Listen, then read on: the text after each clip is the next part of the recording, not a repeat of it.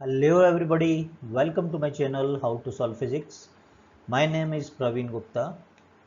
आज हम chapter 3 motion in a plane का फर्स्ट लेक्चर लेने जा रहे हैं जो कि है वेक्टर में हम टॉपिक्स डिस्कस करेंगे। सबसे पहले जानेंगे स्केलर और वेक्टर क्वांटिटीज क्या होती हैं। After that properties of the vectors, फिर addition of vectors and finally देखेंगे सब्ट्रैक्शन ऑफ वेक्टर्स। मीनवाइल इसमें हम देखेंगे कि इनकी प्रॉब्लम्स को कैसे डील करते हैं। तो चलिए डिटेल में इस टॉपिक को डिस्कस करते हैं। सबसे पहले स्केलर और वेक्टर क्वांटिटीज क्या होती हैं। जितनी भी फिजिकल क्वांटिटीज हैं उनको on the basis of direction दो पार्ट्स में डिवाइड किया गया है, स्केलर और दूसरी वेक्टर। बेसिक डिफरेंस है डायरेक्शन का। तो स्केलर क्या होती है? ऐसी फिजिकल क्वांटिटी जिनमें केवल मैग्नीट्यूड की जरूरत हो, डायरेक्शन की जरूरत नहीं हो, उन्हें हम क्या कहते हैं? स्केलर कहते हैं। For an example, mass, length, temperature, time, density, work, specific heat. अगर आप और भी कुछ जानते हैं तो कमेंट बॉक्स में दीजिए। प्रॉपर्टीज ऑफ स्केलर की बात करते हैं कि स्केलर क्वांटिटी की कौन कौन सी प्रॉपर्टीज होती हैं। एक इम्पॉर्टेंट प्रॉपर्टी है कि स्केलर आपकी पॉजिटिव हो सकती हैं या नेगेटिव हो सकती हैं। एग्जाम्पल आप देना चाहेंगे? जैसे वर्क और इलेक्ट्रिक फ्लक्स। दूसरी इंपॉर्टेंट प्रॉपर्टी है स्केलर को ऐड कर सकते हैं अपन, दो क्वांटिटीज को सब्ट्रैक्ट कर सकते हैं, मल्टीप्लाई कर सकते हैं और डिवाइड कर सकते हैं according to the rules of algebra. लेकिन एक चीज़ का ध्यान रखना है, एडिशन या सब्ट्रैक्शन करना है तो ये ध्यान रखना है कि क्वांटिटीज एक ही नेचर की होनी चाहिए। एक नेचर का मतलब, एग्जाम्पल लेते हैं बात के लिए, एडिशन ऑफ डिस्टेंस आप कर सकते हैं। डिस्टेंस है दोनों L1 L2, मतलब 1 सेंटीमीटर डिस्टेंस में 2 सेंटीमीटर डिस्टेंस को आप ऐड कर सकते हैं और 3 सेंटीमीटर डिस्टेंस आ गई। लेकिन क्या आप डिस्टेंस में टाइम को ऐड कर सकते हो? नहीं कर सकते हो, मीनिंगलेस होगा। क्या 3 सेंटीमीटर में 2 सेकेंड ऐड कर सकते हो? नहीं कर सकते हो। फाइन। अब इसके बारे में विचार करो, मल्टीप्लिकेशन और डिवीजन क्या डिफरेंट क्वांटिटीज के बीच में कर सकते हैं अपन? Multiplication or division can be performed with the different quantities. Yes, we can do. Example, speed को मल्टीप्लाई करें टाइम से तो हमें क्या मिल जाता है? डिस्टेंस। नेक्स्ट एग्जाम्पल, वर्क में टाइम का डिवाइड करें तो हमें पावर, एक नई स्केलर क्वांटिटी मिल जाती है। तो डिफरेंट नेचर की फिजिकल क्वांटिटी को मल्टीप्लाई या डिवाइड कर सकते हैं। फाइन। चलिए अब वेक्टर क्वांटिटीज के बारे में जान लेते हैं कि वेक्टर क्वांटिटीज क्या होती हैं। ऐसी फिजिकल क्वांटिटी जिनका मैग्नीट्यूड हो, डायरेक्शन हो, साथ ही साथ वो वेक्टर अलजेब्रा को फॉलो करें। सिंपल अलजेब्रा नहीं, वेक्टर अलजेब्रा। वेक्टर अलजेब्रा में क्या, कुछ एग्जांपल देते हैं हम। जैसे triangle law of vector addition, इसी लेक्चर में हम आगे पढ़ेंगे, उसे फॉलो करना चाहिए। या इसी का दूसरा नाम है parallelogram law of vector addition, या इसको फुलफिल करें। एग्जांपल जैसे डिस्प्लेसमेंट है, वेक्टर क्वांटिटी है। वेलोसिटी है, एक्सेलरेशन, फोर्स। कुछ क्वांटिटीज के नाम आप सोचिए और कमेंट बॉक्स में दीजिए। तो मेन आइडेंटिफिकेशन के लिए, वेक्टर क्वांटिटी आइडेंटिफिकेशन के लिए हमें क्या जरूरत है? सबसे पहले तो मैग्नीट्यूड तो होना ही चाहिए। Second, direction. तीसरी बात क्या बताई हमने? कि वेक्टर अलजेब्रा को फॉलो करना चाहिए। फाइन। अब वेक्टर को रिप्रेजेंट कैसे करते हैं वो देखें अपन। वेक्टर को रिप्रेजेंट करते हैं बोल्ड फेस लेटर से, डार्क लेटर से, या एक एरो बना देते हैं सिंपल लेटर के ऊपर। जैसे फोर्स को रिप्रेजेंट करेंगे तो एक बोल्ड कैपिटल F लेटर से रिप्रेजेंट करेंगे, या F के ऊपर एक एरो हमने मार्क कर दिया। This is representation of the vector. Fine. Magnitude of a vector represented by a light face letter. Light face letter जो होगा वो मैग्नीट्यूड को रिप्रेजेंट करेगा। अब एग्जाम्पल लें अपन, फोर्स जो कि वेक्टर है, F वेक्टर, उसके मैग्नीट्यूड को हम केवल F से रिप्रेजेंट करेंगे, डार्क लेटर से कभी नहीं करेंगे। मैग्नीट्यूड का मैथमेटिकली मीनिंग होता है एब्सोल्यूट वैल्यू। एब्सोल्यूट वैल्यू बोले तो -3 है तो भी 3 बोलना है, +3 है तो भी 3 बोलना है, वो मैग्नीट्यूड कहलाएगा। ठीक है, एग्जाम्पल के लिए फोर्स है आपका F, तो डायरेक्शन हम रिप्रेजेंट करेंगे एक वेक्टर से कैसे रिप्रेजेंट करते हैं, जो भी लेटर है फोर्स है उसके ऊपर एक कैप लगा देते हैं, एफ कैप। क्या लगा देते हैं? F cap. तो अगर मैं direction of the force represent करना चाहूंगा तो हम कैसे रिप्रेजेंट करेंगे? एफ के ऊपर एक कैप लगा देंगे। बात समझ आ रही है? और जो एब्सोल्यूट वैल्यू होती है सिंपली जैसे फोर्स का है तो हमने बताया केवल एफ से रिप्रेजेंट कर देंगे उसको। फाइन, क्लियर है? वेक्टर का दूसरा रिप्रेजेंटेशन होता है पिक्चर के रूप में। एग्जांपल लें, जैसे फोर्स है हमारे पास में, तो इसका जो मैग्नीट्यूड है वो रिप्रेजेंट करते हैं एक एरो से। एरो की लेंथ जो होती है वो मैग्नीट्यूड रिप्रेजेंट करेगी वेक्टर का, और डायरेक्शन एरो का हेड जो है वो रिप्रेजेंट करेगा। एग्जांपल के लिए फोर्स वेक्टर को हम एक एरो से रिप्रेजेंट कर रहे हैं इससे, तो डायरेक्शन बता रहा है ये आपका कौन? एरो हेड, और इसकी जो लेंथ है वो क्या बता रहा है यहाँ पर? मैग्नीट्यूड। फाइन, प्रॉपर्टीज की बात करते हैं वेक्टर की। वेरी फर्स्ट प्रॉपर्टी है vector can not be added, subtracted, multiplied और divide according to the simple rules of algebra. Simple rule जो होते हैं अलजेब्रा के उससे नहीं करते हैं इसको। एग्जाम्पल के लिए हमारे पास एक डिस्प्लेसमेंट है d1 1 सेंटीमीटर जिसका डायरेक्शन है ईस्ट, क्योंकि वेक्टर का मैग्नीट्यूड भी होता है डायरेक्शन भी। दूसरा डिस्प्लेसमेंट है ये नॉर्थ की तरफ d2 जो 2 सेंटीमीटर का।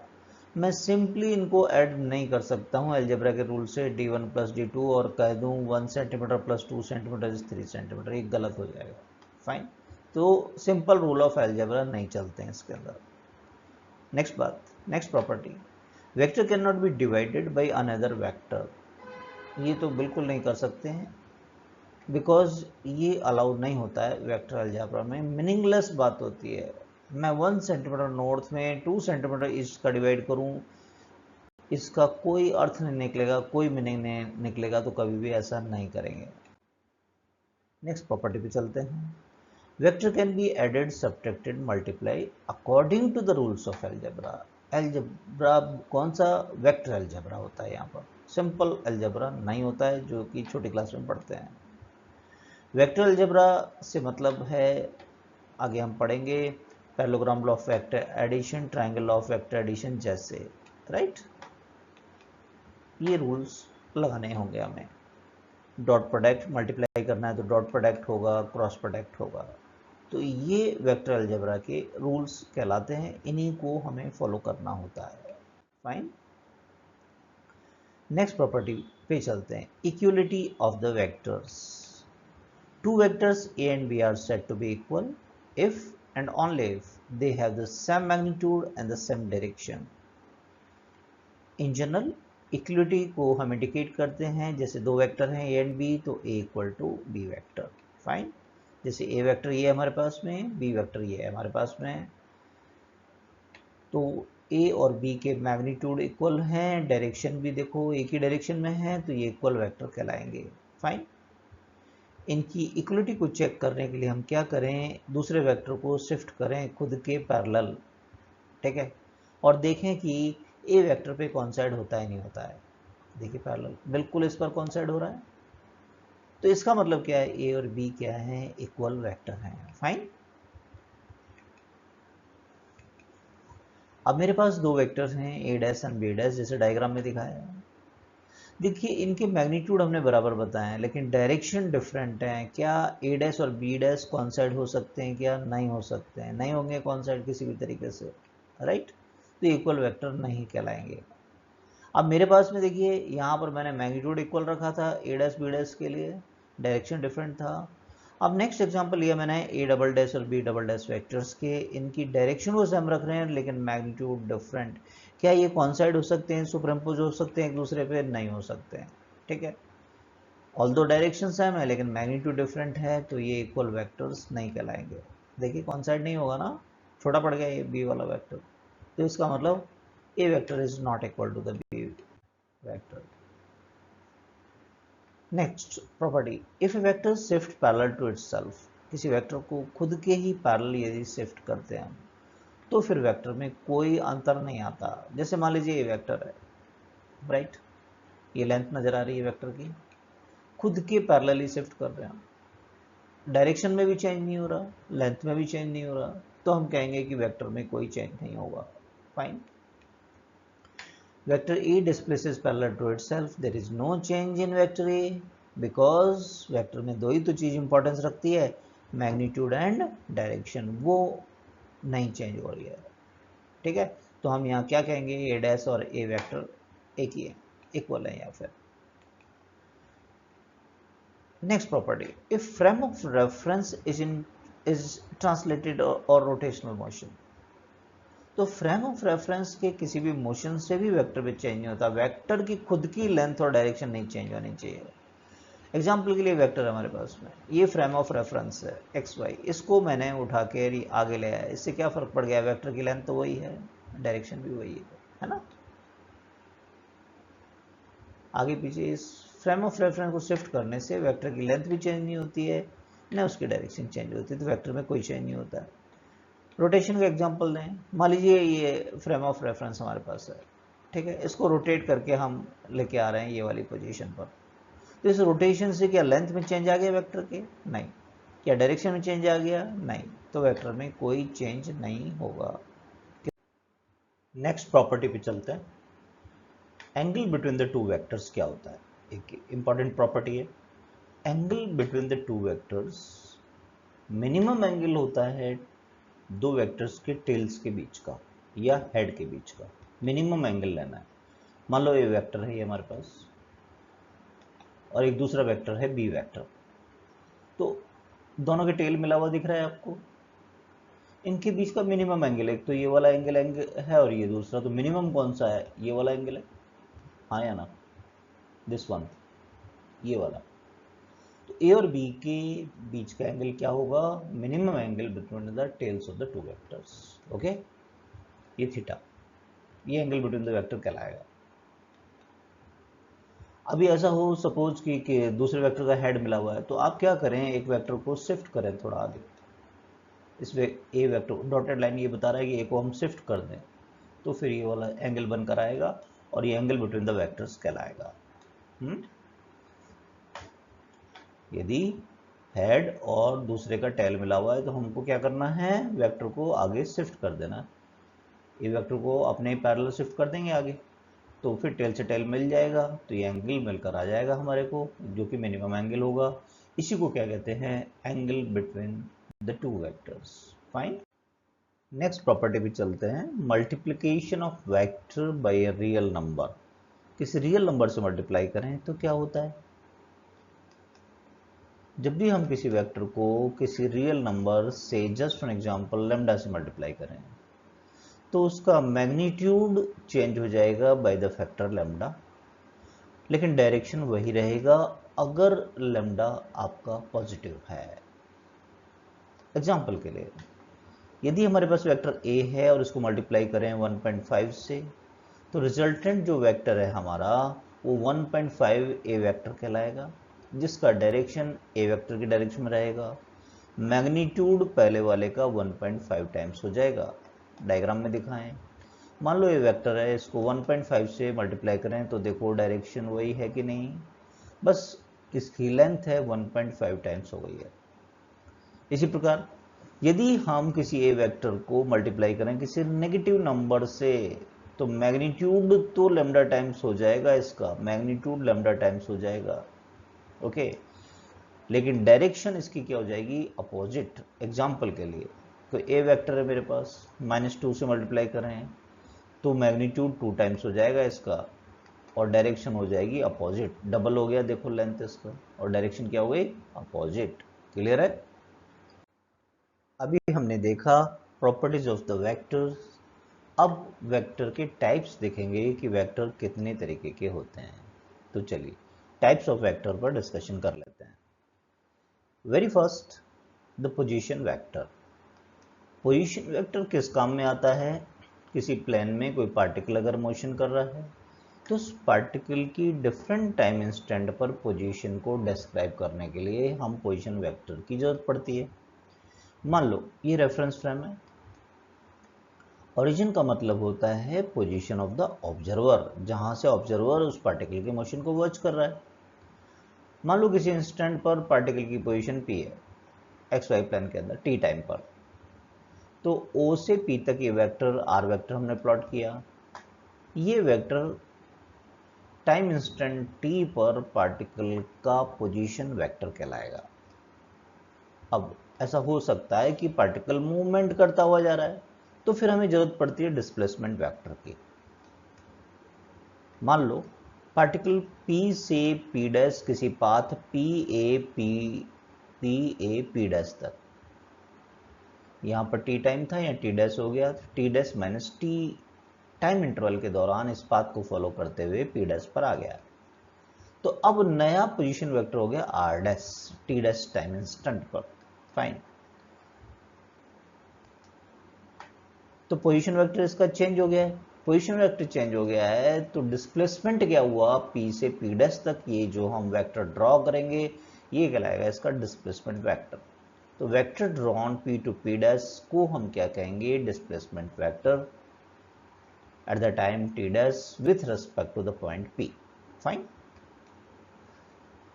चाहे आप देखो एक इंपॉर्टेंट बात है कि पार्टिकल चाहे किसी भी पाथ से गया होता, P A P डैश से ना जाकर P B P डैश से जाता, फिर भी डिस्प्लेसमेंट वेक्टर यही होता।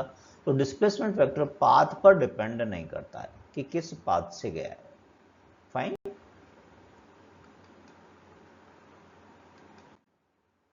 फ्री वेक्टर, नेक्स्ट टाइप का vector free vector. Vector in general होते क्या हैं, किसी फिक्स्ड लोकेशन पर नहीं होते हैं, they are free to move. तो displacing a vector parallel to itself there is no change in the vector. Vector को जब भी खुद के पैरेलल यदि हम डिस्प्लेस करते हैं तो वेक्टर के मैग्नीट्यूड और डायरेक्शन में कोई चेंज नहीं आता है, इसलिए ये वेक्टर क्या कहलाते हैं, फ्री वेक्टर कहलाते हैं। मान लो ये कोई ए वेक्टर है और वेक्टर ए को अपने ही पैरेलल हम शिफ्ट करें तो न तो इसका मैग्नीट्यूड चेंज हो रहा है न डायरेक्शन, तो ये वेक्टर का कोई फिक्स्ड लोकेशन भी नहीं है, कहीं भी रख सकते हैं हम इसको। तो ये वेक्टर क्या कहलाएंगे, फ्री वेक्टर्स कहलाएंगे। फाइन, क्लियर हो गया ये, क्योंकि इसकी लोकेशन चेंज होने से वेक्टर में कोई चेंज नहीं आ रहा, that's why it is a free. दूसरे तरीके के वेक्टर होते हैं जिनको कहते हैं लोकलाइज्ड वेक्टर, लेकिन कुछ सिचुएशन में लोकेशन इज आल्सो इंपॉर्टेंट। अभी जो हमने देखा इसमें लोकेशन इंपॉर्टेंस नहीं रख रही है, इसलिए फ्री वेक्टर है। अब कैसे, कुछ फिजिकल एप्लीकेशंस जैसे कि फोर्स, उसमें लोकेशन और लाइन ऑफ एक्शन इंपॉर्टेंस रखती है, तो फोर्स वेक्टर हमारे लोकलाइज्ड वेक्टर होते हैं। एक एग्जांपल ले लेते हैं इसको समझने के लिए।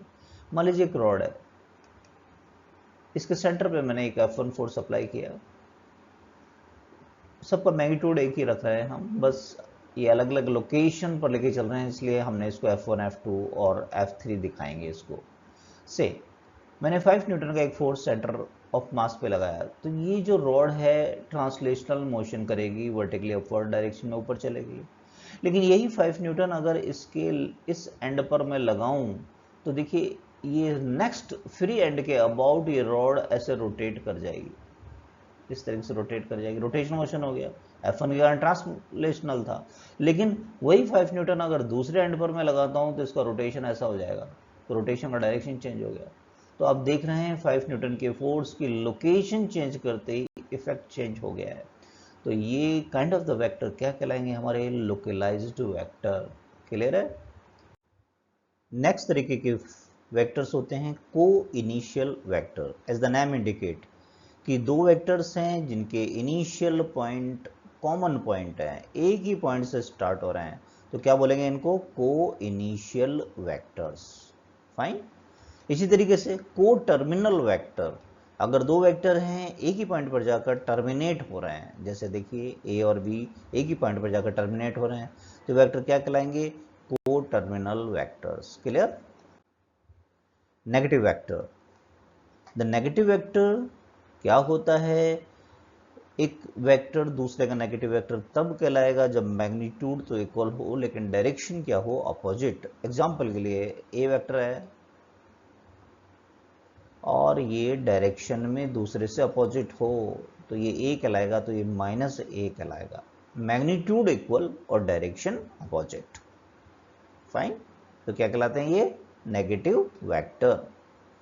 इक्वल वेक्टर, लेकिन दो वेक्टर ऐसे हैं जिनका मैग्नीट्यूड एंड डायरेक्शन सेम है तो फिर वो क्या कहलाते हैं, इक्वल वेक्टर। मैग्नीट्यूड भी सेम है, डायरेक्शन भी सेम है, तो ए और बी आपके इक्वल वेक्टर्स कहलाएंगे। ये बिल्कुल इक्वल हैं, आइडेंटिकल हैं एक दूसरे के, तो ये कहलाएंगे B vector equal to A vector, तो that's why they are the equal vector. बस डायरेक्शन अपोजिट होता है तो फिर एक वेक्टर दूसरे का नेगेटिव वेक्टर कहलाता है। ठीक बात है। कोप्लेनर वेक्टर, एक ही प्लेन में, जैसा कि नाम से पता लग रहा है, एक ही प्लेन में जो वेक्टर्स होंगे वो सब कोप्लेनर कहलाएंगे। स्क्रीन पर ही हैं ए और बी वेक्टर आपके, तो ये क्या कहलाएंगे भाई, आप ही जिस भी स्क्रीन पर आप देख रहे हैं उस स्क्रीन पर ही हैं ए और बी, तो ये दोनों के दोनों कोप्लेनर वेक्टर कहलाएंगे, फाइन। और नॉन कोप्लेनर क्या होते हैं कि अगर एक प्लेन में ना हो तो वो वेक्टर क्या कहलाएंगे, नॉन कोप्लेनर। एग्जाम्पल लेते हैं 3D का अपन, एक वेक्टर ए है, ये देखिए इस प्लेन के अंदर है, दूसरा वेक्टर ड्रॉ किया बी, क्या ए और बी एक ही प्लेन में, नहीं। क्या ये पीछे वाला ए प्लेन है, इसमें सी बनाया हमने, तो आप ये देख सकते हैं ए बी सी तीनों के तीनों अलग अलग प्लेन्स में हैं आपके, है ना, एक प्लेन में नहीं है, तो that's why they are known as the non coplanar vectors, fine. Collinear vector, as the name indicate, एक ही लाइन पर जो वेक्टर्स होंगे उनको हम क्या कहेंगे, कोलिनियर वेक्टर। ये कोई स्ट्रेट लाइन है, ए वेक्टर बी वेक्टर, क्या दोनों एक ही लाइन पर हैं, तो ए और बी दोनों कोलिनियर होंगे। सी वेक्टर डी वेक्टर, ये नहीं मायने रखेगा कि डायरेक्शन एक है कि अपोजिट है, मैग्नीट्यूड इक्वल है कि नहीं है, बस लाइन पर हैं तो सी और डी भी कोलिनियर हैं आपके, है ना। ए बी और सी डी दोनों क्या हैं, कोलिनियर वेक्टर, क्योंकि एक ही स्ट्रेट लाइन पर हैं, राइट। नल वेक्टर और जीरो वेक्टर, इसका भी अपना एक इंपॉर्टेंस होता है। The vector having the zero magnitude, ऐसे वेक्टर जिनका मैग्नीट्यूड जीरो हो उनको हम क्या कहते हैं, नल या जीरो वेक्टर। अब इसकी जरूरत क्यों पड़ती है जब मैग्नीट्यूड ही इसका जीरो है। मान लो एक पार्टिकल स्टार्ट होता है, उसका इनिशियल और फाइनल पॉइंट कॉन्साइड कर जाए, जैसे डिस्प्लेसमेंट में एक पार्टिकल प्लस एक्स डायरेक्शन में मूवमेंट कर रहा है मान लो ओरिजिन से, और दोबारा लौट कर दोबारा ओरिजिन पर आ गया, तो डिस्प्लेसमेंट जीरो हो गया। और डिस्प्लेसमेंट क्या होता है, वेक्टर, तो हम क्या कहेंगे, डिस्प्लेसमेंट क्या है, जीरो वेक्टर है या नल वेक्टर है, राइट। जैसे जरूरत पड़ेगा कुछ वेक्टर अलजेब्रा में, ए में माइनस ए नेगेटिव वेक्टर ऐड करेंगे तो हमें जो मिलेगा वो वेक्टर क्या होगा, जीरो वेक्टर होगा। ठीक बात है। देखो डायग्राम में मान लो ए वेक्टर है हमारे पास, और दूसरा इसमें माइनस ए को मैं ऐड करूं। अब ये माइनस ए यदि इसमें ऐड हो जाएगा तो रिजल्टेंट ये एक दूसरे को खत्म कर देगा, और ये खत्म, और ये जीरो वेक्टर कहलाएगा। बात समझ में आ गई। अब आते हैं यूनिट वेक्टर पर कि यूनिट वेक्टर क्या होता है। ऐसा वेक्टर जिसका मैग्नीट्यूड 1 हो और that gives us the direction, केवल वो डायरेक्शन के बारे में बताए तो उसको यूनिट वेक्टर कहते हैं। Direction, do you know life की भी डायरेक्शन होती है। प्लूटो ने एक बड़ी अच्छी बात कही है कि the direction in which education of a man starts will determine its future life. हम किस डायरेक्शन में अपनी एजुकेशन ले रहे हैं वो आपका फ्यूचर डिसाइड करता है। तो चलिए आते हैं यूनिट वेक्टर पे दोबारा से कि यूनिट वेक्टर हमें क्या बताता है। यूनिट वेक्टर क्या था, जिसका मैग्नीट्यूड 1 हो, यूनिट हो, और केवल वो डायरेक्शन बताने के काम में आए तो उसे हम यूनिट वेक्टर कहते हैं।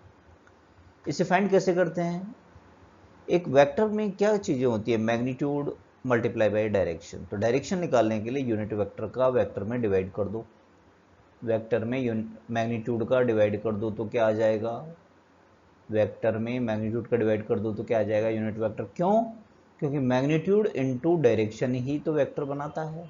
ठीक बात है। यूनिट वेक्टर का मैग्नीट्यूड कितना, 1, इसका कोई डायमेंशंस नहीं होता है, केवल डायरेक्शन बताने के काम में आता है। जैसे एग्जांपल के लिए एक्स वाई और जेड एक्सिस भी हमारी डायरेक्शंस को शो करने के काम में आते हैं। जैसे एक्स डायरेक्शन है, इसमें जो यूनिट वेक्टर होगा उसको हम आई कैप से रिप्रेजेंट करते हैं। वाई डायरेक्शन में कोई प्लस वाई में डायरेक्शन में मूवमेंट कर रहा है तो हम क्या कहते हैं, जे कैप में मूवमेंट कर रहा है। और इसी तरीके से प्लस जेड में कोई मूवमेंट कर रहा है तो हम क्या कहते हैं, के कैप। तो वेक्टर के ऊपर कैप लगाते हैं, वो यूनिट वेक्टर को रिप्रेजेंट करता है। Fine. The magnitude of unit vector बार बार बता रहे हैं कितना है, 1 है, ठीक है। और इन तीनों वेक्टर्स का मैग्नीट्यूड क्या है, 1 है, बस डायरेक्शन अलग अलग है। मैग्नीट्यूड देखिए तीनों का 1 है, आई जे के का, लेकिन आई कैप कहते ही हमें समझ जाना चाहिए प्लस एक्स में, जे कैप कहते ही प्लस वाई में, और के कैप का मतलब जेड डायरेक्शन में मूवमेंट हो रहा है, राइट। ओके, चलिए अब इस पर कुछ क्वेश्चंस देख लेते हैं, अभी तक जो भी हमने पढ़ा वेक्टर्स पर। Vector scalar, one of the question, give an example of physical quantity which is neither unit nor the direction। न तो इसका कोई आपका फिजिकल क्वांटिटी, न तो इसका कोई यूनिट हो, ना डायरेक्शन। जैसे कि refractive index, refractive index ratio of the velocities होता है, दो वेलोसिटीज का रेशियो। तो रेशियो है तो भाई कट जाएगा, कैंसिल हो जाएगा, यूनिट होगा नहीं। और एक ये नंबर होता है तो इसका कोई डायरेक्शन भी नहीं होता है। फाइन। रिफ्रैक्टिव इंडेक्स क्या होता है, velocity of light in vacuum divided by velocity of light in the medium. This is the refractive index. तो ऊपर भी वेलोसिटी, नीचे भी वेलोसिटी, तो आप देखेंगे यूनिट तो यूनिटलेस हो जाएगा फिर ये, और इसका कोई डायरेक्शन भी नहीं होता है। तो हम क्या कहते हैं, refractive index is unitless and dimensionless physical quantity, it's just a number. दूसरा एग्जांपल लेना चाहें, स्ट्रेन। स्ट्रेन क्या होता है भाई, change in dimension divided by original dimension. यहाँ डायमेंशन का मतलब लेंथ, हाइट है ना, एरियाज, जो भी वॉल्यूम, इनसे मतलब है यहाँ पर। जैसे change in length divided by original length, तो ऊपर भी लेंथ है नीचे भी लेंथ है, तो कट गया, ये तो कट गया, तो यूनिट लेस हो गया, डायमेंशन लेस हो गया, it's again the number. Fine. तो strain is just a number. तो ये रिफ्रैक्टिव इंडेक्स और स्ट्रेन दोनों के दोनों कि न तो यूनिट होगी न ही डायरेक्शन होगी। क्लियर। नेक्स्ट क्वेश्चन पे चलते हैं। Give an example of physical quantity which has direction but not a vector. थोड़ा सोचो, वीडियो को पॉज करो और खुद आंसर करने की कोशिश करो कि एक ऐसी फिजिकल क्वांटिटी खोज के बताओ जिसकी डायरेक्शन तो है लेकिन वेक्टर नहीं है। इंटरेस्टिंग।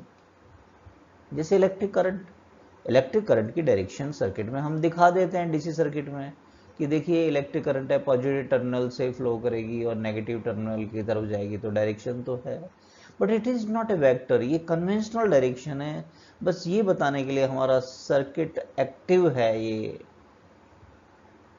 देखिए, और भी दूसरा लॉजिक दे तो मान लो कोई I1 करंट है, इस डायरेक्शन में जा रही है ओ पॉइंट की तरफ, और दो पार्ट में बढ़ गई I2 और I3, ठीक है।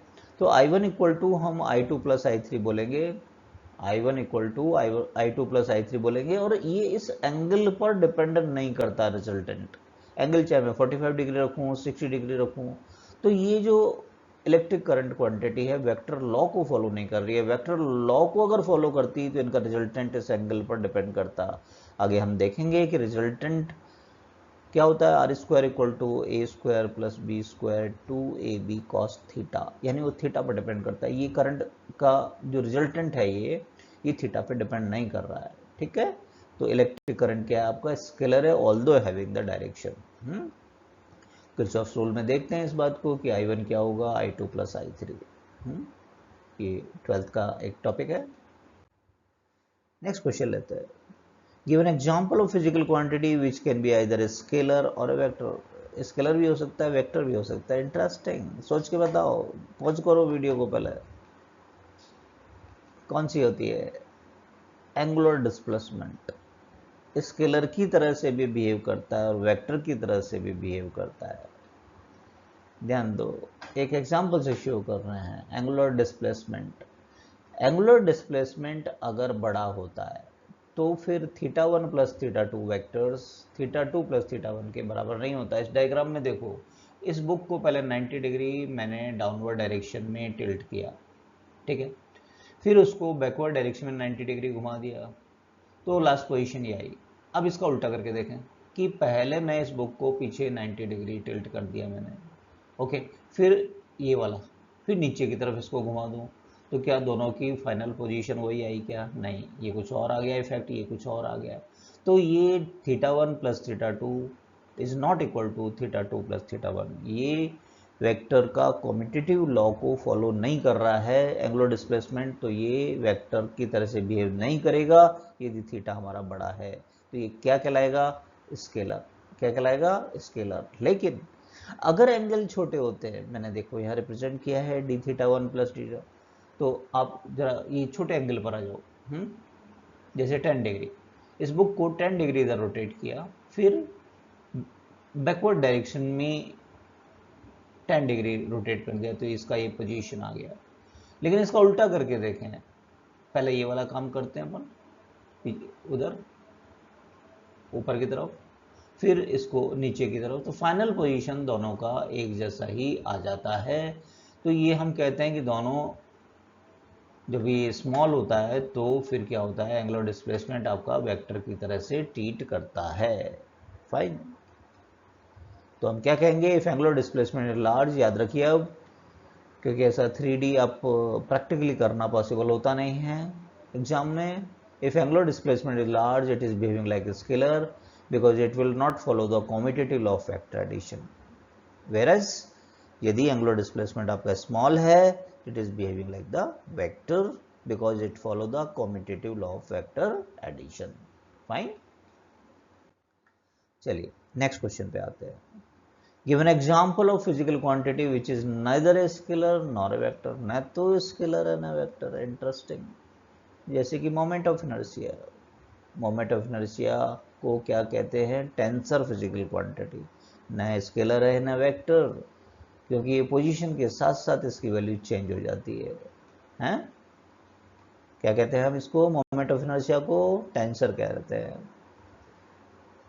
एक्सिस ऑफ रोटेशन पर इसकी वैल्यू डिपेंड करती है, अलग अलग एक्सिस ऑफ रोटेशन होगा, इसकी वैल्यू भी अलग अलग हो जाती है। राइट। चलो अब वेक्टर लॉ देख लेते हैं अपन।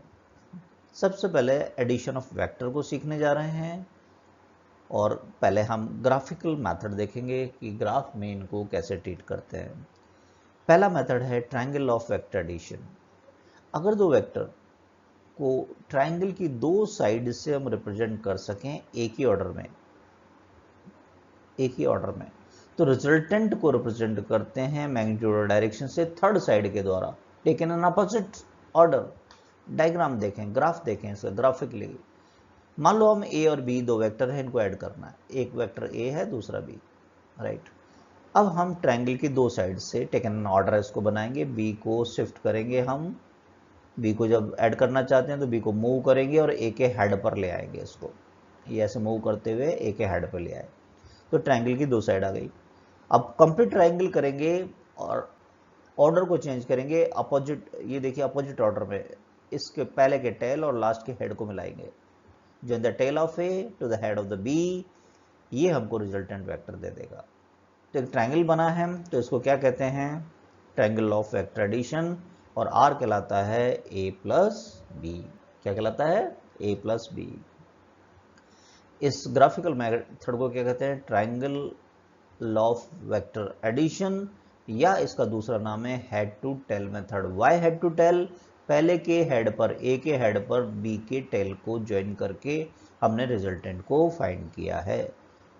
Am I right? ये जो वेक्टर एडिशन होता है कॉम्यूटेटिव लॉ को फॉलो करता है। क्या मतलब इस बात का? मान लो ए वेक्टर है मेरे पास, ये दूसरा बी वेक्टर, मैंने ट्रायंगल ऑफ वेक्टर एडिशन से इसको ज्वाइन किया, आर आ गया ए प्लस बी। मैंने ए में बी को ऐड किया है, राइट। तो resultant vector will be the same if A shifted in place of the B.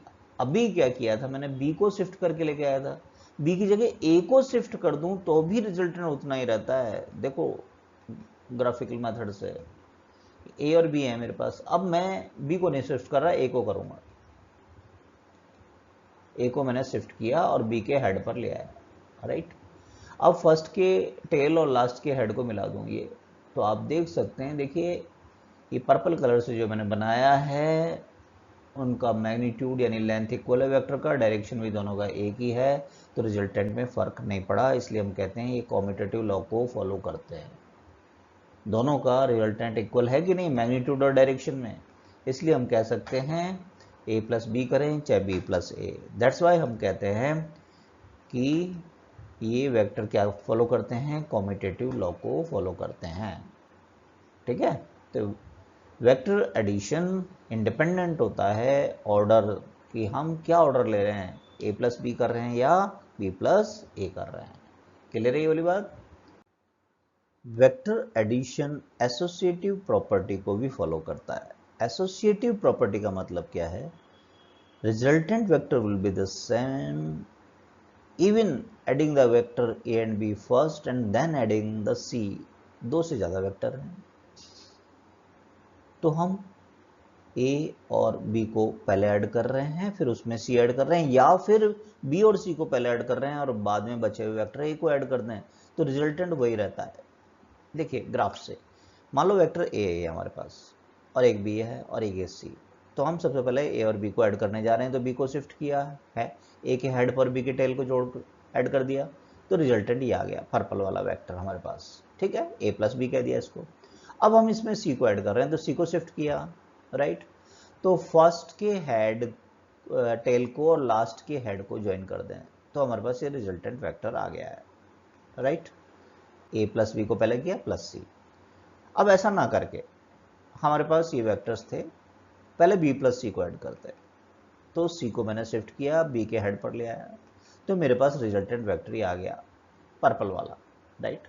अब हम ए को शिफ्ट, ये वाला जो रिजल्टेंट आया इसको भी शिफ्ट कर सकते हैं, ए पर ले गए, इसको आगे सरका दिया इसके हेड पर टेल, तो ए के टेल और इसके आर के ये पी आर जो वेक्टर आ गया था रिजल्टेंट बी प्लस सी, इसके हेड को ज्वाइन कर दें, तो ये आ गया, ये आ गया ए प्लस बी प्लस सी। तो देखो आप वही वेक्टर आ रहा है, उतना ही मैग्नीट्यूड का आ रहा है। तो हम क्या देख रहे हैं, R is equal in both magnitude and direction, fine. तो हम कह सकते हैं कि ए प्लस बी में सी ऐड करें या बी प्लस सी में ए को ऐड कर दें, हमें पास रिजल्टेंट वही आता है, रिजल्टेंट वेक्टर वही रहता है, ओके। तो ये प्रॉपर्टी क्या कहलाती है, एसोसिएटिव प्रॉपर्टी। क्या कहलाती है, एडिशन क्या प्रूव करता है हमारा, एसोसिएटिव प्रॉपर्टी को शो करता है, ओके। अभी तक हम ट्रायंगल लॉ ऑफ एडिशन देखा, एक और लॉ होता है उससे भी हम एडिशन कर सकते हैं, वो कहलाता है parallelogram law of vector addition. इसमें क्या करते हैं, गिवन टू वेक्टर्स को पैरेललोग्राम की दो साइड से रिप्रेजेंट करते हैं, पैरेललोग्राम को पूरा करेंगे और कॉमन पॉइंट से डायगोनल प्लॉट कर देंगे। चलो देखते हैं। मान लो दो वेक्टर ए और बी है, इनको ऐड करना है, तो ए तो ये रहा और बी ये रहा। अब हम क्या करेंगे, ए और बी को पैरेललोग्राम की दो साइड बनाएंगे, तो पहले हम क्या करेंगे, बी को मूव करेंगे और ए के टेल से ज्वाइन कर दिया, कहने का मतलब ए और बी के टेल को ज्वाइन कर दिया। अब ये दो साइड हमारे पास आ गई, क्या हम पैरेललोग्राम कंप्लीट कर सकते हैं, हाँ, दो साइड से हम एक पैरेललोग्राम बना सकते हैं, ये पैरेललोग्राम बन गया। अब ए और बी का कॉमन पॉइंट कौन सा है, कॉमन टेल कौन सी है, ओ पॉइंट, तो यहां से निकलने वाला जो वेक्टर होगा ओ आर, ये हमको रिजल्टेंट वेक्टर दे देगा, ठीक है। ये कहलाता है parallelogram law of vector addition, है ना। आर क्या दे रहा है, ए प्लस बी हमको, फाइन। तो हम क्या कहते हैं, two vectors are represented by the adjacent sides of a parallelogram, देखो adjacent side of the parallelogram and the resultant is given by the diagonal. So the graphical method क्या कहलाता है, parallelogram law of vector addition. इसका एक और नाम है tail tail method. Triangle law of vector addition का क्या नाम था, हेड टेल मेथड, इसको क्या कहते हैं, tail tail method. Clear, okay. Polygon law of vector addition, अब हमारे पास बहुत सारे वेक्टर्स हैं, तो अब यहाँ हम पॉलीगन की साइड से रिप्रेजेंट करेंगे, उनका रिजल्टेंट लास्ट साइड से अपोजिट ऑर्डर में आ जाएगा, जैसे ट्रायंगल लॉ में हमने बोला था। कैसे, देखते हैं इस बात को। ये लॉ हम यूज करते हैं जब दो से ज़्यादा वेक्टर हमारे पास होते हैं। मान लो हमारे पास ए, बी और सी तीन वेक्टर है, right, A, B and C तीन वेक्टर है। ओके, तो to add the vector B to the vector A हम क्या करते हैं, बी को मूव करते हैं। बी को मूव किया और ए के हेड पर लिया है, ठीक बात है। तो ये हमको अब यहाँ से रिजल्टेंट मिल जाएगा ए प्लस बी, देखा था हमने पहले भी। ओके, अभी सी को और ऐड करना है, तो हम क्या करेंगे, सी को शिफ्ट करेंगे और यहाँ ले आए इसमें। तो देखिए पॉलीगॉन की साइड्स रेगुलर ऑर्डर में बनती हुई आ रही हैं। अब इस पॉइंट को हम मिला देंगे, अब ऑर्डर चेंज कर देंगे।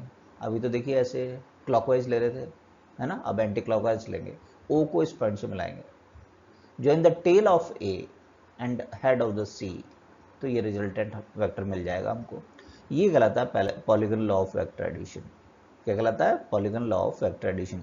Are equal to A plus B plus C, polygon दो से ज्यादा वेक्टर्स के एडिशन के लिए हम काम में लेते हैं इसको, राइट। इसमें क्या करते हैं, number of vectors are represented by the adjacent side of the polygon. ये पॉलीगॉन है आपका, फोर साइड का पॉलीगॉन दिख रहा है, तो इसके एडजेसेंट साइड से रेगुलरली हमने कंटिन्यूसली बिना ऑर्डर को चेंज कीजिए, तो लास्ट जो इसका रिजल्टेंट होगा वो अपोजिट ऑर्डर के अंदर क्लोजिंग साइड से दे दिया जाएगा। Okay, this is a polygon law of vector addition, fine. Okay, अब हमने बेसिकली दो मेथड पढ़े हैं एडिशन को फाइंड करने के लिए, triangle law and parallelogram.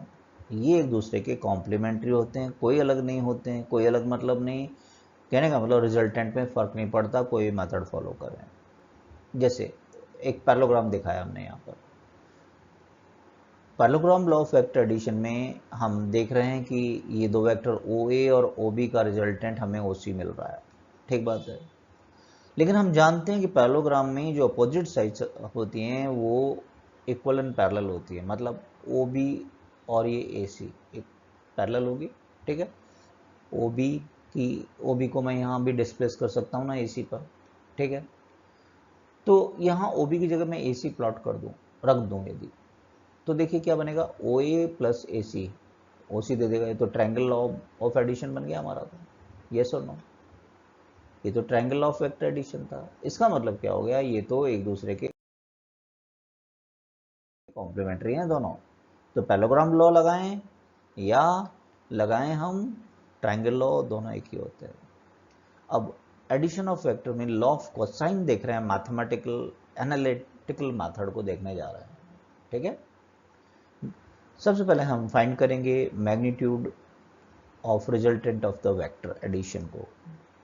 Example के लिए दो वेक्टर हैं ए और बी और एक दूसरे के साथ थीटा एंगल बना रहे हैं, तो हम पैरेललोग्राम बनाएं जरा ए और बी को लेकर, टेल टेल मेथड, दोनों के बीच का एंगल थीटा दिखाया हमने। पैरेललोग्राम को कंप्लीट कीजिए, ये पैरेललोग्राम कंप्लीट हो गया। अब इनके कॉमन टेल से जाता हुआ एक डायगोनल प्लॉट कर दीजिए, ये रिजल्टेंट आ रहा है, फाइन। ओके, तो ये रिजल्टेंट दे रहा है। अब ये रिजल्टेंट वेक्टर का मेरे को चाहिए मैग्नीट्यूड, और फिर हम बाद में निकालेंगे डायरेक्शन। बाद में क्या निकालेंगे, डायरेक्शन। तो इसके लिए हम क्या कर रहे हैं, ये ओपी साइड को थोड़ा प्रोसीड कर दिया और आर से यहाँ एक परपेंडिकुलर प्रोजेक्शन ड्रॉ कर दिया है। अगर ये एंगल थीटा है तो देखो अनडाउटली ये एंगल भी थीटा होगा हमारा, ठीक बात है। अगर ये थीटा है, देखो ये बी, तो ये भी लेंथ बी होगा, तो ये क्या हो गया, थीटा के साथ वाला कंपोनेंट बी कॉस थीटा, और सामने वाला कंपोनेंट क्या हो जाता है, बी साइन थीटा। ये हो गया बी साइन थीटा हमारे पास में, ठीक है। ये ज्योमेट्री में हम काम में लेंगे। अब ये कि राइट एंगल ट्रायंगल मेरे को मिल गया है यहाँ पर, इसकी प्रॉपर्टीज को मैं काम में लेने जा रहा हूँ। कौन सा right angle triangle, O R D, देखिए डायग्राम में ओ आर डी। इसके अंदर पाइथागोरस थ्योरम क्या होता है, hypotenuse square base square perpendicular square, है ना। आप भी एक कॉपी रखिए, रफ कॉपी, और करके देखते रहिए, तो फिर मास्टरी होगी। ओ डी स्क्वायर, देखिए बेस, बेस क्या है, ये लेंथ ए और A B cos theta, A plus B cos theta का स्क्वायर। परपेंडिकुलर क्या है, बी साइन थीटा का स्क्वायर। इसमें लगाए हैं ए प्लस बी का whole square, A square B square plus 2ab, यानी ए स्क्वायर हो गया बी कॉस थीटा का square B square cos square theta 2a और b की जगह b cos theta B cos theta, फिर ये as it is B square sine square theta. Fine, B square sine square theta और B square cos square theta से क्या हम B square को कॉमन ले सकते हैं? Yes, we can take it common. आप जानते हैं ये 1 हो जाता है, sine square theta plus cos square, तो आर स्क्वायर ही आ गया हमारे पास, स्क्वायर रूट ले लें तो ऐसा लिख सकते हैं। तो ये हमारे पास कुछ मैग्नीट्यूड आ गया। इक्वेशन 1 क्या दे रहा है हमको? Magnitude of resultant R of addition of the two vector A और बी जिनके बीच का एंगल क्या था? थीटा, है ना। अब इस इक्वेशन 1 को क्या कहते हैं? Law of cosine. क्या कहते हैं? Law of cosine. अब डायरेक्शन फाइंड करते हैं। रिजल्टेंट वेक्टर फर्स्ट वेक्टर के साथ में कितने एंगल पर है? Direction of resultant vector addition. दोबारा से इस राइट एंगल ट्रायंगल में देखिए ORD में, क्या हम tan अल्फा लगा सकते हैं perpendicular over base? Yes, apply कर सकते हैं। परपेंडिकुलर क्या है? b sin थीटा, बेस क्या है? a plus B cos theta. ये सेकंड इक्वेशन आ गया। ये सेकंड इक्वेशन हमें क्या दे रहा है? Direction of resultant vector with the first vector a के साथ में कितना एंगल बना रहा है ये बता रहा है। यस और नो? नेक्स्ट चलते हैं लॉ ऑफ साइन। अभी कोसाइन लॉ देखा था हमने, लॉ ऑफ साइन क्या होता है। इसमें आरडी साइड देखिए, ये पैरेललोग्राम को प्रोसीड करके प्रोजेक्शन अपन ने डाला था, आरडी साइड, आरडी देखो ये बी है आपका, तो ये आरडी किसके बराबर है? बी साइन थीटा, कोई दिक्कत नहीं है। अगर मैं इस बड़े वाले ट्रायंगल की बात करूं पूरा ओ आर डी, तो आर की टर्म्स में बात करूं मैं, ये एंगल आपका अल्फा है, तो अल्फा के सामने वाले कंपोनेंट, तो ये आर डी आपका आर साइन अल्फा के भी बराबर होगा, राइट। तो क्या मैं ऐसा लिख सकता हूं R over sine theta, sine theta के बैठ गया, साइन अल्फा को बी के नीचे ले आओ, और B over sine alpha, right. अब draw P M normal to O R, P से ओ आर पर एक नॉर्मल प्लॉट कीजिए, ये ओ एम ड्रॉ किया आपने। थोड़ी देर के लिए इसको एक एंगल नाम दे दिया बीटा, इसको एक एंगल नाम दे दिया बीटा आपने, राइट। तो अब देखिए पी एम, ये पी एम, अगर मैं इस बी की टर्म्स में बात करूं, ये बी के बराबर है ना। तो एंगल के सामने वाला जो कंपोनेंट होता है वो साइन होता है, तो ये क्या कहलाएगा? B sine beta, right. और ए के साथ हम, मैं देखना चाहूँ ये एंगल आपका अल्फा है, तो ए के सामने वाला कंपोनेंट साइन होगा, तो ए साइन अल्फा। तो क्या मैं ऐसा लिख सकता हूँ यहाँ पर A over sine beta equal to B over sine alpha. Third and fourth equations को देखिए, इनके राइट हैंड साइड इक्वल है तो लेफ्ट हैंड साइड भी इक्वल होगा। दोनों इक्वेशन को हम इक्वेट करें तो क्या हमारे पास में रिलेशन आ जाएगा? इसे कहते हैं साइन लॉ। क्या कहलाता है ये? साइन लॉ कहलाता है। इसको थोड़ा समराइज करें, आप ये ट्रायंगल देखिए ओ आर पी, ये तो ए साइड है आपका, ये बी वेक्टर की तरह से रिप्रेजेंट करेगा ट्रायंगल लॉ के अंदर बात कर रहे हैं यदि हम, ये बी है तो ये बी हो गया आपका, और ये रिजल्टेंट हो गया।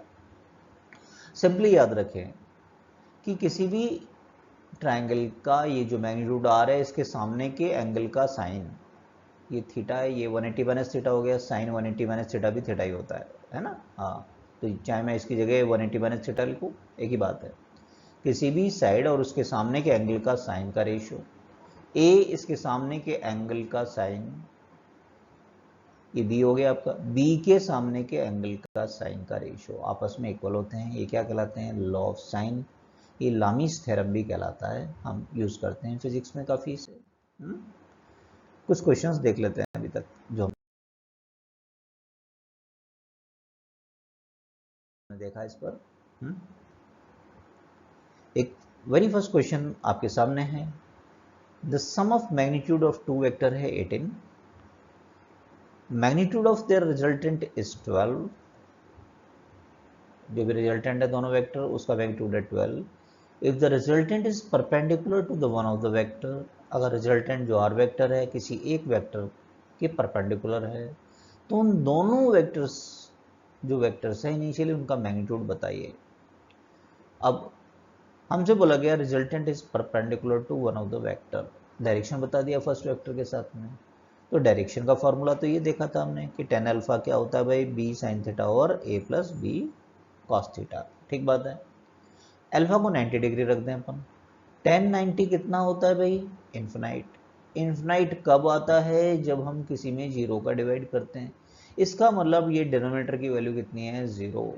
एक इंफॉर्मेशन हमारे पास आ गई। ठीक है, तो यहां से हम कह सकते हैं बी कॉस थीटा किसके इक्वल होगा, माइनस ए, फर्स्ट इक्वेशन,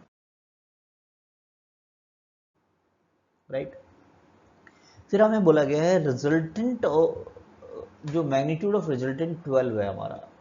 अब रिजल्टेंट का फॉर्मूला ये था कोसाइन लॉ, इसमें रख दें अपन, और बी कॉस थीटा की वैल्यू रख दी माइनस ए। सॉल्व करें इसको तो हमारे पास ये आएगा 144 equal to B square minus A square. A square minus B square लगा दी हमने identity, B minus A B plus A लिख सकते हैं। अब हमें क्वेश्चन में इंफॉर्मेशन है कि दोनों के मैग्नीट्यूड का सम कितना है, 18 रख दीजिए। तो यहाँ से बी माइनस ए कितना आ गया, 8। ये सेकंड इक्वेशन आ गया हमारे पास। अब दो इक्वेशंस हमारे पास आ गई हैं, ए प्लस बी तो 18 है, क्वेश्चन में इंफॉर्मेशन है, दूसरा आपने बी माइनस ए निकाल लिया 8। दोनों को ऐड कर दीजिए। तो ए प्लस का और माइनस का ए, ये तो कैंसिल हो गया। तो हमारे पास क्या आ गया, 2b इक्वल टू 26। तो b की वैल्यू कितनी आ गई, 13। तो एक वेक्टर का मैग्नीट्यूड आ गया 13। अब आप क्या करोगे, किसी भी एक इक्वेशन में b की वैल्यू रख दो, जैसे b minus A equal to 8 में रख दे अपन।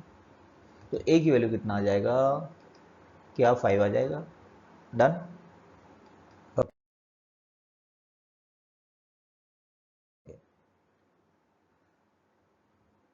अब सब्ट्रैक्शन ऑफ वेक्टर देखते हैं, graphical method. Subtraction of vector कुछ नया नहीं है, जो एडिशन में हमने सीखा है उसी को यूटिलाइज करेंगे। मान लीजिए बी वेक्टर को ए वेक्टर से सब्ट्रैक्ट करना है। दो वेक्टर है हमारे पास ए एंड बी, जैसा स्क्रीन पे नजर आ रहा है आपको। फाइन, यानी ए माइनस बी का रिजल्टेंट फाइंड करना है मेरे को। तो इसके लिए हम एडिशन ऑफ वेक्टर को यूज करेंगे। क्या इस इक्वेशन को ऐसा लिख सकते हैं, ए मी माइनस बी वेक्टर को ऐड कर दिया मैंने। तो हम करेंगे क्या, to subtract the vector B from A, हम नेगेटिव वेक्टर ऑफ बी को ए में ऐड कर देंगे। पहले तो नेगेटिव वेक्टर फाइंड कर लेते हैं। नेगेटिव वेक्टर क्या होता है, इतना ही मैग्नीट्यूड बट अपोजिट डायरेक्शन में। रेड से ये स्काई ब्लू वाला बना दिया अपोजिट डायरेक्शन में। अब माइनस बी को मूव करवाओ पैरेलल टू इटसेल्फ, एडिशन वाला ही लगाएंगे अपन, ये पैरेलल हेड टेल मेथड लगा देंगे। ठीक है, अब ओ और आर को मिला देंगे तो हमारा काम हो जाएगा, ए का टेल और माइनस बी का हेड। तो ये हमारे को ए माइनस बी दे देगा। ठीक बात है ना। ये हमको ए और बी के डिफरेंस के रिजल्टेंट का मैग्नीट्यूड और डायरेक्शन दोनों दे देगा। एक ग्राफिकल मेथड ट्रायंगल लॉ ही हमने यहाँ पर यूज किया है, आपने देखा। फाइन। अब इसका कोसाइन लॉ देख लेते हैं कि एग्जैक्टली मैग्नीट्यूड कैसे देते हैं इसका। उसके लिए सब कुछ हम यूज करेंगे एडिशन में जो भी हमने सीखा है। ए माइनस बी करना है हमको, मान लीजिए। तो हम क्या करते हैं, ए में माइनस बी को ऐड करते हैं। मान लीजिए ए वेक्टर है हमारे पास, ये बी वेक्टर है, इनके बीच का एंगल है थीटा। अब हम क्या करेंगे, माइनस बी लेकर आ रहे हैं। माइनस बी कैसे लेके आएंगे, इतना ही, यहाँ पैरेललोग्राम लॉ से एक्सप्लेन करने जा रहे हैं हम। इतने ही लेंथ का दूसरा वेक्टर प्लॉट किया हमने अपोजिट डायरेक्शन में। अब यहाँ टेल टेल मेथड हो गया, ए का टेल और माइनस बी का टेल ज्वाइन कर दिए। इससे पैरेललोग्राम कंप्लीट कर लेंगे अपन। ये थीटा है तो देखिए एंगल थोड़ा डिफरेंट हो जाएगा, ए और माइनस बी का 180 माइनस थीटा होगा ना। ओके, अब पैरेललोग्राम कंप्लीट कर लीजिए। ये पैरेललोग्राम कंप्लीट कर दिया। अब इन दोनों का कॉमन पॉइंट कौन सा है, या कॉमन टेल क्या है, ओ।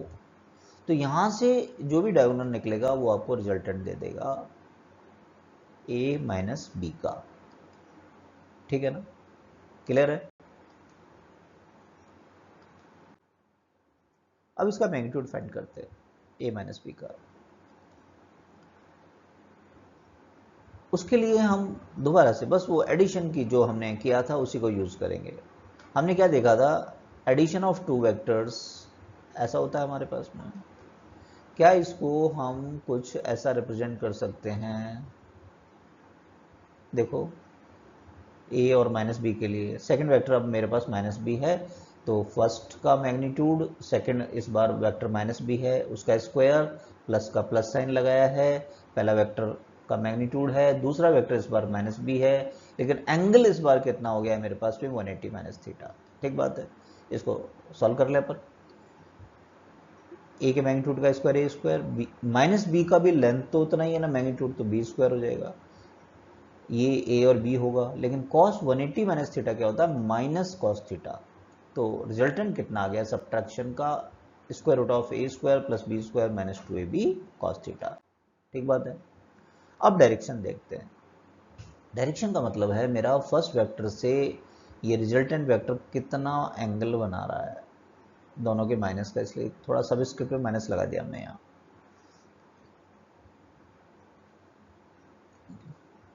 इसको हमने अल्फा बोला था, अगर ये अल्फा है तो अल्फा ये होता था। ठीक बात है, इसको यूज करेंगे अपन अब सब्ट्रैक्शन में, ये इसको हम बीटा कह देते हैं, ये बीटा फाइंड करना है इस बार हमको। तो देखिए टेन बीटा क्या होगा, ये सेकंड वेक्टर का मैग्नीट्यूड है बी, तो सेकंड वेक्टर क्या है माइनस बी। ठीक है, एंगल 180 माइनस थीटा लेना है एंगल की जगह, राइट। फर्स्ट वेक्टर का मैग्नीट्यूड, सेकंड माइनस बी है मेरे पास, और एंगल 180 माइनस थीटा। अब मैग्नीट्यूड तो ये बी होगा, लेकिन sine 180 minus theta sine theta होता है, ये ए होगा, इसका मैग्नीट्यूड बी होगा, लेकिन cos 180 minus theta minus cos theta होता है, तो ये साइन आपका माइनस हो गया है, तो ये आपका डायरेक्शन आ गया है। क्या क्लियर हो गया यहां तक? फाइन। चलिए सब्ट्रैक्शन पे क्वेश्चन देख लेते हैं अपन।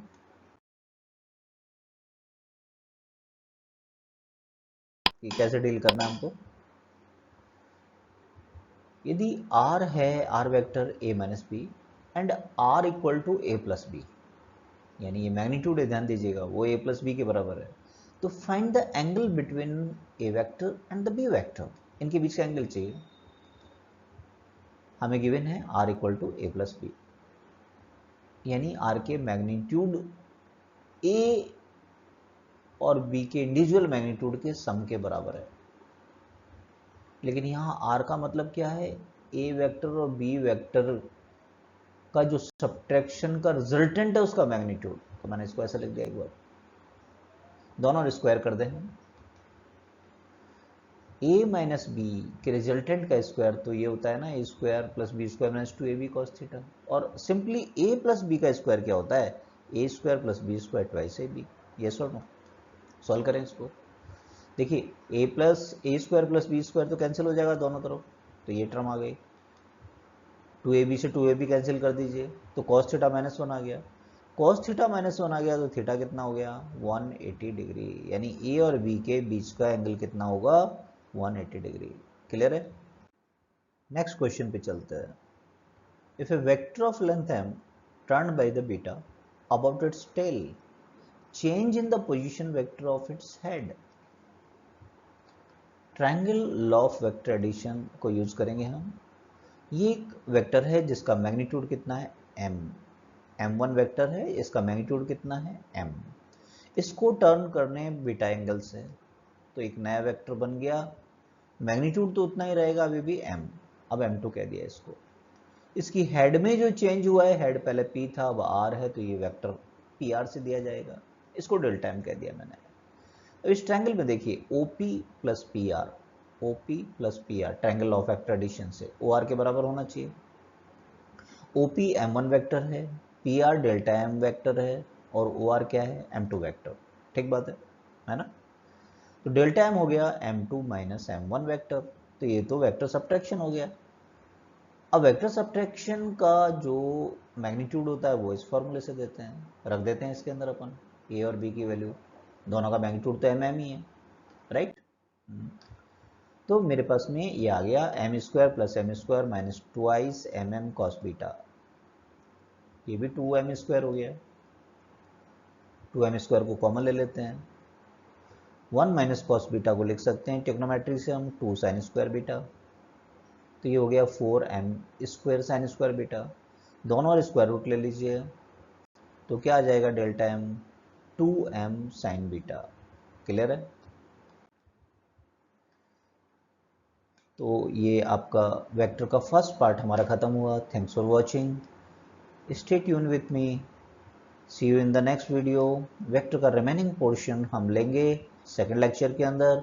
उसमें कौन कौन से टॉपिक्स लेंगे? Resolution of the vector, vector को दो गिवन वेक्टर्स की टर्म्स में कैसे रिजॉल्व करते हैं, फिर वेक्टर के रेक्टेंगुलर रेजोल्यूशन कैसे करते हैं, वेक्टर का स्केलर प्रोडक्ट कैसे डील करते हैं, और वेक्टर प्रोडक्ट कैसे डील करते हैं। तो इसके लिए सब्सक्राइब कर लीजिए जिन्होंने नहीं किया है, शेयर कीजिए अपने दोस्तों के साथ में। Thanks for watching once again.